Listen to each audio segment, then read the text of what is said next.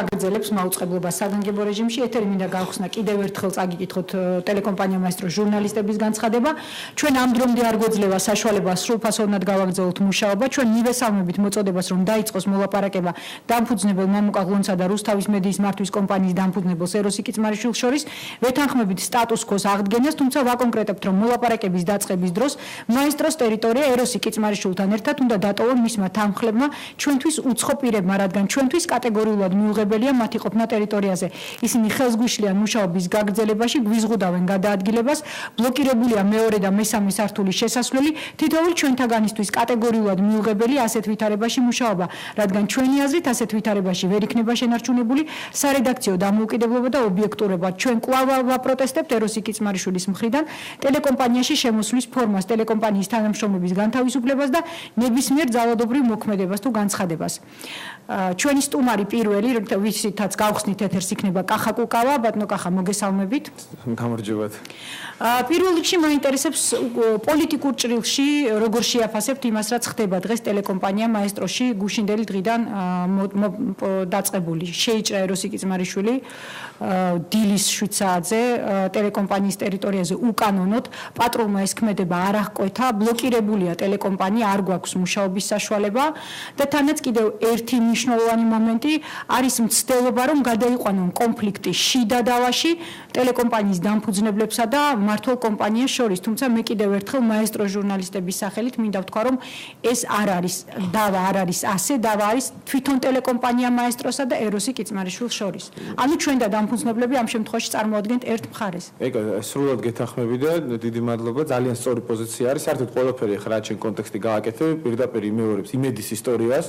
როდესაც ხელისუფლებამ როცა ჩაატარა ის ნობელის სპეცოპერაცია, რომელიც საპრეზიდენტო არჩევნების წინ იმედის დახურვას ისახავდა მიზნად, ასევე თქვენ გახსოვთ, მაშინ წარმოჩინდა როგორც ჩიდადაო ჟურნალისტებსა და არხის დამფუძნებელს შორის და მე ვფიქრობ, აი ხა რა თქვენ განცხადება ჩაიკითხეთ, ეგ არის ზუსტად ყველაზე უფრო სწორი და საზოგადოება ალბათ მადლობას გეტყვით ამის გამო, რომ რაც არ უნდა დავაიყოს იქ დამფუძნებლებს შორის იქნება თუ დამფუძნებელსა და მმართველ კომპანიებს შორის, მაესტროს ჟურნალისტების მთავარი მოვალეობა საზოგადოების წინაშე და პასუხისმგებლობა არის, რომ ეთერი არ უნდა გაჩერდეს არანაირი მიზეზით. რაც შეეხება თვითონ ისტორიის შეფასებას, ეს რა ისტორია არის, მე ვფიქრობ, რომ თავიდან ეს შეიძლება მართლაც ფინანსური ისტორია იყო და იქ ნამდვილად იყო რაღაცა ორივე მხარეს არგუმენტები, მაგრამ დღეს მდგომარეობით ეს რა თქმა უნდა უკვე გახდა უკვე პოლიტიკური საკითხი, იმიტომ რომ ხელისუფლება რა თქმა უნდა დღეს გზნობს თავს ძალიან კომფორტულად, იმიტომ რომ ხელისუფლების ხელი ღიად არსად არ ჩანს, მაგრამ თუ მაესტროში მოხდება დესტაბილიზაცია და რამენერად დაემუქრება საფრთხე ეთერის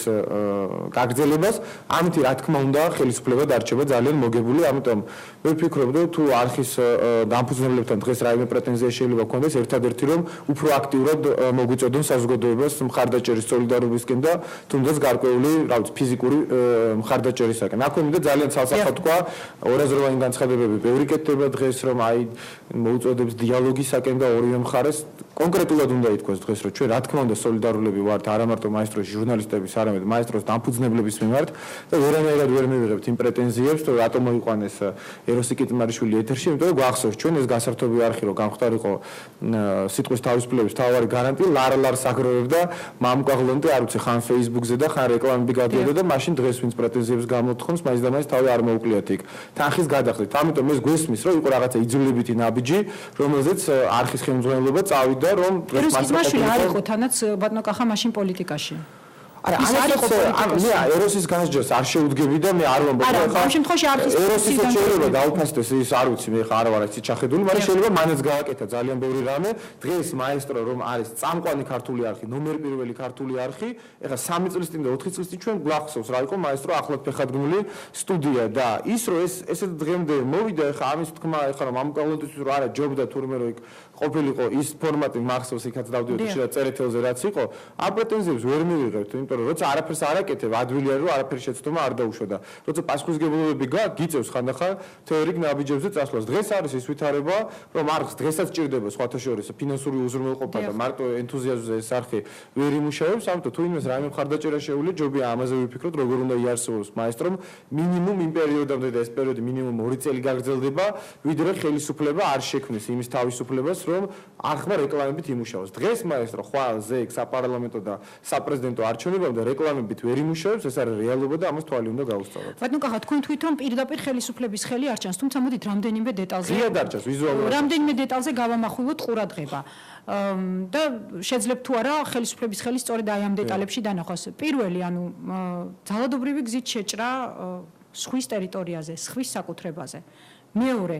ეროსი კითხვაშვილი ხელისუფლება მოვიდა პატრული და არანაირი ქმედება, გარდა იმისა, რომ თვითონ დამფუძნებლებს და ჟურნალისტებს უშლიდნენ პირიქით ტერიტორიაზე შესვლას.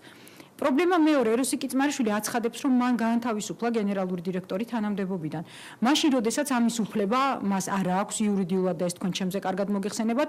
თუ არ იქნება შესაბამისი ამონაწერი საჯარო რეესტრიდან. ან ჩანს თუ არა აი ამ დეტალებში თუნდაც ის, რომ თქვათ ეროსი კიცმარიშვილი შეიძლება არ მოქმედებდეს მარტო. სხვათა შორის ამას წინათ ძალიან ცოტა ხნის წინ გავრცელდა მისი განცხადება, სადაც ის ამბობს, რომ ეს მოქმედება არ იგეგმება ავანო მერაბიშვილის კაბინეტში, მაგრამ ის ასევე ამბობს, რომ რა თქმა უნდა დღეს შექმნილი სიტუაცია ხელისუფლების წისქვილზე ასხავს წყალს. უნდა თქვათ, რომ ეს არ ვიცი დამთხევა თუ რა არის, მაგრამ მეც ვფიქრობ, რომ ესე არის. ეროსი კიცმარიშვილს შეიძლება ქონდა თავისი მოტივები,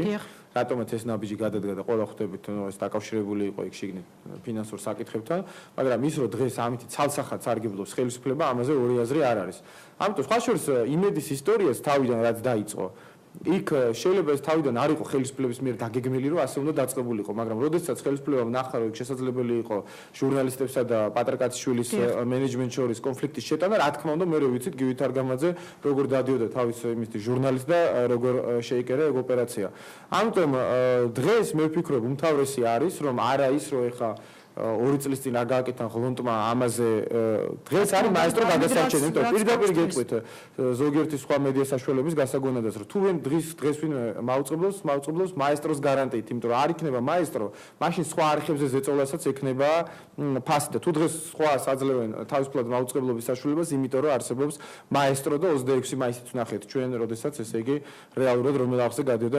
რეალობის სამსახურის სიტუაცია. ამიტომ მაესტროს გადარჩენა ის კი არ არის, რომ ღლონტი გადაარჩინო ეხლა დღეს და ღლონტის ბიზნესი გადაარჩინო. არა, ეს არის ჩვენ ჩავატარებთ თუ არა უახლოეს რამდენიმე არჩევნებს მეტნაკლები მედია ბალანსის პირობებში თუ ჩავატარებთ როგორც საპარლამენტო არჩევნები ჩატარდა, როდესაც მარტო სახელმწიფო არხები ფუნქციონირებდნენ საქართველოში. ეს არის პოლიტიკური საკითხი, საზოგადოებრივი საკითხი, დემოკრატიის გადარჩენის საკითხი. ამიტომაც, რა ვიცი, მე ვფიქრობ, ამ საკითხში მაინც თუ მოხერხდება კონსენსუსი პოლიტიკურ ძალებსა და საზოგადოებას შორის, შეიძლება სულ რამოდენიმე დღეში ეს საკითხი ან ისე გადაწყვეტეს, ან ასე და ჩვენ ყველაფერი უნდა გავაკეთოთ იმისათვის, რომ ეს საკითხი განვიხილოს ნებისმიერ ფასად, სხვა შორის ფინანსურ ფასადაც და ვისაც ეს ძალუც მე მგონია, რომ დროულად უნდა მივიღოთ ჩვენ ეს გადაწყვეტილებები, იმიტომ რომ თუ ეთერი, ახლა ღმერთმა ნუქნას, მაგრამ ეთერს რაიმე დაემუქრა და ეს საქმე გადავიდა სასამართლოში და რაღაც იურიდიულ და დიპლომატიურ წრეებში, ნუ ეს ყველას კარგად გვესმის იმედის ისტორია გვახსოვს, რომ არ გადაწყდება არც ერთ შემთხვევაში პოზიტიურად. ბატონო კახა, თქვენ თვითონ ამბობთ, რომ ხელისუფლებამ თავის დროზე გამოიყენა იმედში შექმნილი სიტუაცია და დღევანდელი სიტუაციაც თუ არ არის ხელისუფლების ინსპირირებული, ყოველ შემთხვევაში მათ შეუძლიათ გამოიყენონ თავიანთ სასარგებლოდ. აი ასეთ შემთხვევაში თქვენი აზრით როგორ უნდა მოვიქცეთ ჩვენ ჟურნალისტები, მაესტრო როგორ უნდა მოიქცეს, როგორ უნდა მოიქცეს საზოგადოება და როგორ უნდა მოიქცენ ამ შემთხვევაში ის კეთილსინდისიერი პოლიტიკოსები, ვისაც მნიშვნელობა აქვს თავისუფალ მიუკერძოებელ სიტყვას და მის არსებობას ქვეყანაში და არა დაუშვათ ისეთი მედია საშუალების, რომელიც ვინმეს ინტერესში. ძალიან ნათლად მინდა გიპასუხოთ, რომ ჟურნალისტები ჩემი აზრით ზუსტად იმას უკვე აკეთებენ, რაც უნდა გააკეთონ. მთავარი არის, რომ ის ახლა გულუბრყვილო პროტესტის ფორმა არ არჩიოთ არავითარ შემთხვევაში, რომ ეთერს გავთიშავთ პროტესტის ნიშნად.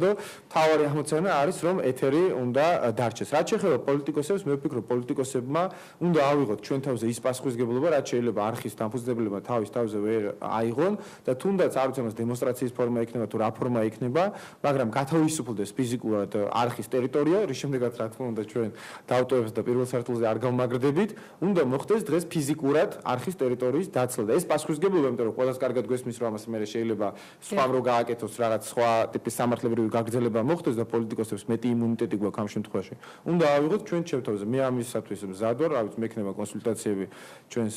მეგობრებთან და მე ვფიქრობ, რომ ეს უახლოეს დღეებში უნდა გადაწყვეტს, იმიტომ რომ ცუდი საახალწლო სუნი აზდის ამ ყველაფერს, ისიც კარგად გვესმის, რომ ეხლა უახლოეს რამდენიმე დღეში დაიწყება წინა საახალწლო სეზონი, პოლიტიკური სეზონი დასრულდება, რაც ხელისუფლებას დამატებით კარტ ბლანშს აძლევს შექმნილ ვითარებაში. ანუ არის თუ არა ძალიან მნიშვნელოვანი რომ სწრაფად მოხდეს სწრაფად უნდა მოხდეს გეთახმები, იმიტომ რომ ხელისუფლებას აქვს აი ეს ჩვენ ხელისუფლება არის მტაცებელი ცხოველი, ეხლა აიღეს ნადირის სუნი, ესე იგი სისხლის სუნი დაინახეს რომ აქ არის რაღაცის გაკეთების შანსი, ამიტომ რა საშინელება მოვა სააკაშვილის და მერაბიშვილის თავი და რას მოიფიქრებენ და ვის რას შესთავაზებენ, ამას ჩვენ მე უკვე ვეღარ მოვერევით. ეხლა სწრაფად უნდა მოხდეს სტატუს კვოს აღდგენა, მაესტროს დაბრუნება ეთერში და ეხლა იმასაც მე მხარს უჭერ რომ ამის შემდგომ რა თქმა უნდა ალბათ ეროსი კიწმარიშვილს რაც აქვს თავისი მათ შორის შეიძლება დასაბუთებული პრეტენზიებიც ამაზე გაგრძელდეს მოლაპარაკებების და შუამავლობაც კიდევ ერთხელ ვამბობ რომ ჩვენ ბიზნეს დავაში მართლა შეიძლება არც ერთი მხარე არ დავიჭიროთ თავარია ეროსი უნდა გავიდეს იქიდან იმიტომ რომ ხელისუფლებას არ დაუტოვოს ბერკეტი რომ გამოიყენოს ეს დავა მაესტროს გასათიშად თორე ხლონტის და კიწმარიშვილის ბიზნეს ფინანსურ დავაში ხელისუფლება შეიძლება მართლაც ნეიტრალური იყოს მაგრამ კარგად გვესმის რომ დღეს აი ეს პოზიცია რო უკავიათ რა ქვია ვერაგი პოზიცია როგორც რუსის სამშვიდობოები იყვნენ ნეიტრალური ოსებსა და ქართველებს შორის ცხინვალში დღეს ხელისუფლებას რა თქმა უნდა აწყობს ეს პოზიცია რომ აი აქეთ ეროსია იქეთ